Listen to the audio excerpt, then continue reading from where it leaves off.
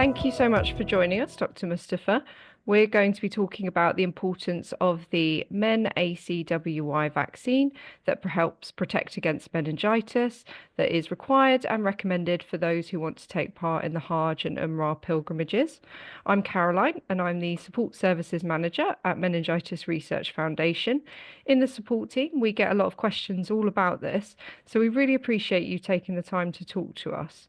Dr. Mustafa, please can you introduce yourself and let us know a little bit more about you and all the amazing work that you do? Thank you very much, Caroline, for asking me to join with you. And that's something, it's not only a job, it's something, a sacred job for me, because the people are going there for Hajj and Umrah, and if we can guide them, if we can tell them, if we can advise them the right thing, this would be something that will be to our credit as well, and we will be part of that good efforts. As for me is concerned, you asked about me. I have got around 30 years of clinical experience, and I was chairman of the pediatric department at National Medical University, Multan, Pakistan. And I was there and I work as a consultant pediatrician. From there, I have moved to the Saudi Arabia, where I am affiliated with the Shakra University in the College of Medicine. And here I am again a consultant pediatrician, and also teaching the final year classes.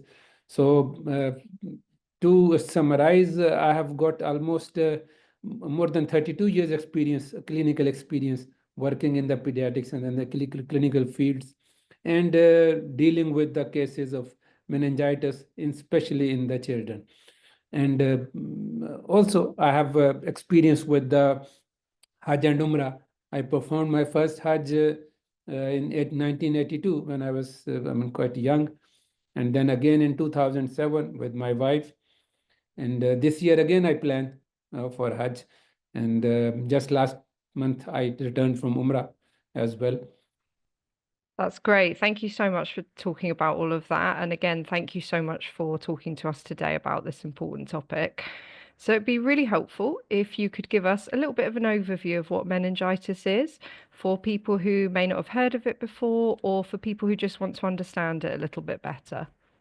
So in meningitis, it is the meninges. What are meninges? Meninges are the covering of the brain and our spinal cord. So if some organism, it may be bacteria, it may be virus, it may be a fungus, but then there can be parasite as well. So anything actually that attacks on the meninges, the covering of the brain and the spinal cord, we will always call it itis, meningitis. But it will depend what the cause is. And once it is itis, so there are few things that are associated. One thing is that once it attacks, the body tries to resist it. It has got a defensive system.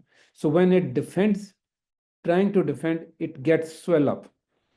So there is a swelling, and that again tries to defend the body.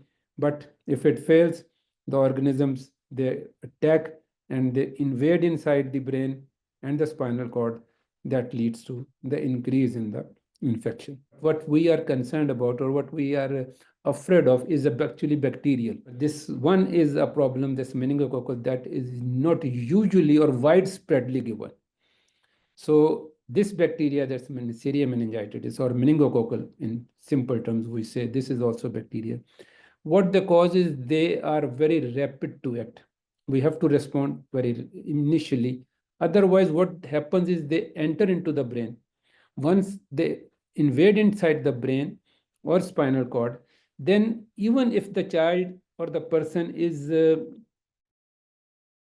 it can cause damage to the brain, some part of the brain.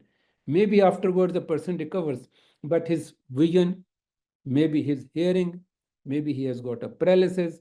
So he is going to have some kind of residual damages, and that is very important. The person is alive, he is there, but he is not fully functional.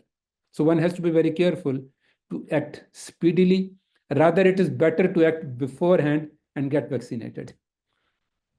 Yes, that's really good advice. And as you say, it can have real difficult, challenging, life-changing effects for people, and can sadly cause death as well. So as you say, it's so important to act quickly if people are worried about meningitis. Just going before the vaccines, it reminded me, that initially, before 1987, so there were people who were coming from the Hajj because this meningitis, especially few strains like A, like C or W, these are three out of the four that are present in the usual vaccines. These uh, three, they were very notorious for uh, causing epidemics. And there were thousands of people who were contracting meningitis, and they were at least 10 to 20% of them, they were dying. In hundreds, they were dying after Hajj. So once they make it mandated, the Saudi government, then they make it mandatory to have meningitis vaccines. And since then, it has decreased dramatically. Now almost 99% of the people actually all have certificates, and it has decreased the cases dramatically. So what I want to say, or what I want to stress, is that if the people are not vaccinated, then there are quite very chances that they may get, still in spite of all the vaccination, they may have it. So the Saudi government did it, and still it is in place that nobody can come inside in the Saudi for Hajj if he has not had the certificate for the meningitis vaccine. No, that's great. Thank you. That's really helpful context for people to understand the history of the vaccines in this area and why it's so important in particular.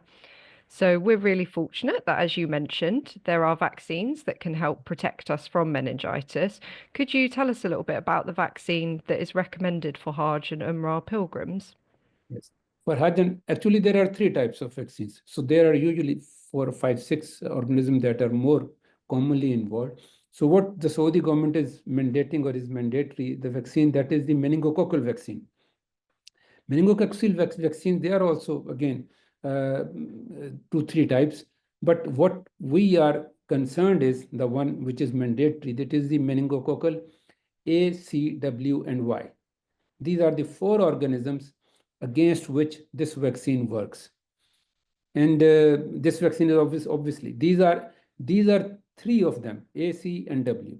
Y is less common. But at any place where there is crowding, close contact, the people are very near, since it spreads from the droplet infection. The people cough, and once somebody coughs, obviously the droplets go quite beyond.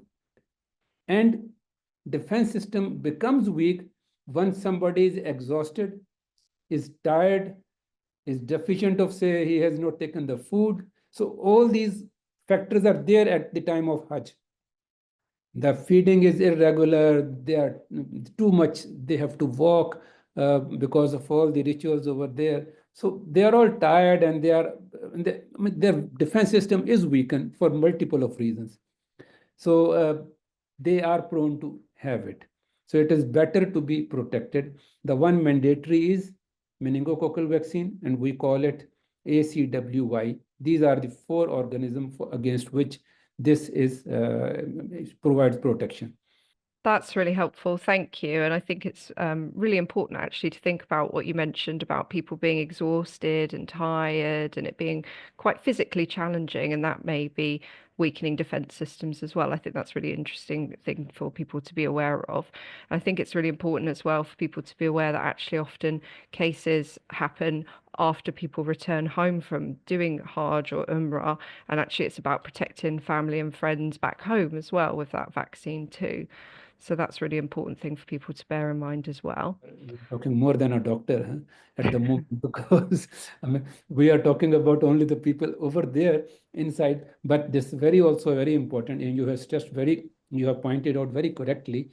This is very important. Once the person is coming from there, all the children, all the people around, because many people, they will come to see them, and they will be hugging many people. So they are actually a potential source for spreading this meningitis after they come back. This was very important, and I thank you for pointing it out. Thank you. So that's really useful context for people to understand why the vaccine's so important, how it protects pilgrims and also their communities from meningitis, not just at the time of the pilgrimage, but also when they return home. I'd like to ask you if you could talk a little bit about how the vaccine aligns with your faith and if you have any thoughts on that.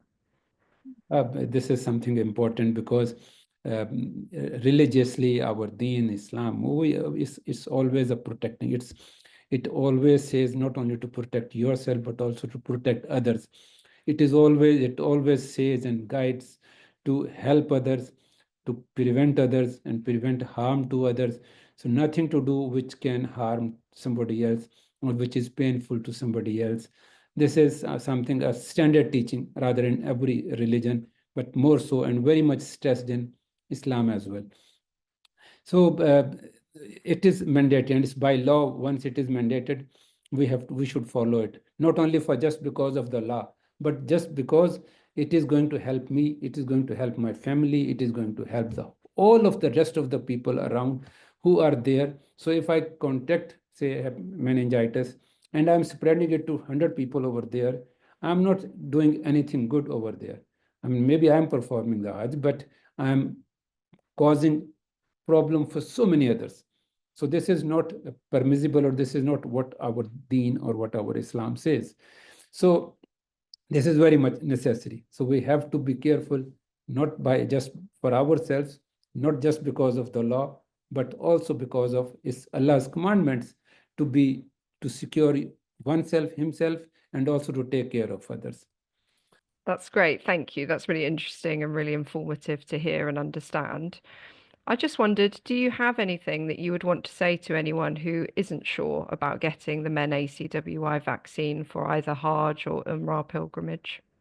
There was, I mean, one of my friends, he was saying, well, I don't need a vaccination just because I'm very healthy and I'm young and there's no, it's not going to harm me if I do not take it.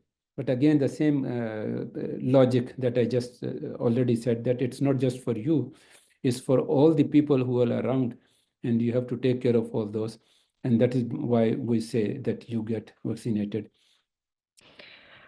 Some of the questions we get from people who are planning to undertake Hajj or Umrah is how can they find out about what vaccines they've had, as they're sometimes unsure if they've had the MenACWY vaccine. How would you suggest someone can find out if they or their family have had the correct vaccination? Actually, the one vaccine which is there are 3 vaccines available, and all these 3 they have got these 4 strains A, C, W, and Y, and they are the Minectra, there's a MenACWY, and there's Minex something, Minex Dextra, like this another name. But the commonest is the Minectra, which is available almost everywhere, or even MenACWY is also available. So both these vaccines, they are usually available. They are both conjugated vaccines. And for conjugated vaccine, one thing has to know that this is safe for all the people, and this usually works for 5 years actually. What Saudi government is asking is that vaccine has to be taken at least 10 days prior to coming or getting entry into the Saudi Arabia. This is mandatory. So one has to take these vaccines 10 days before. So everybody who is coming, he should have it. They are recommended actually for everybody. Nowadays, we have started, even in UK, they have started this giving in the very first year. There is another type that we call polysaccharide that usually is fading away nowadays and not available very widely. That is given later on, and that has got effect for around 3 years.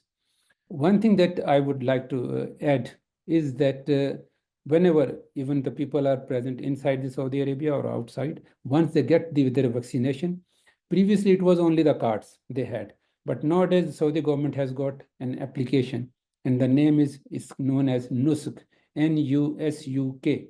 So once anybody is present on the Android as well as on the iOS system, and one can download it, and they have to enter it, their status over there, or on the site of Ministry of Hajj and Umrah, there is a link, and they will have to show their certificate over there, and they will enter it, and their status will be updated.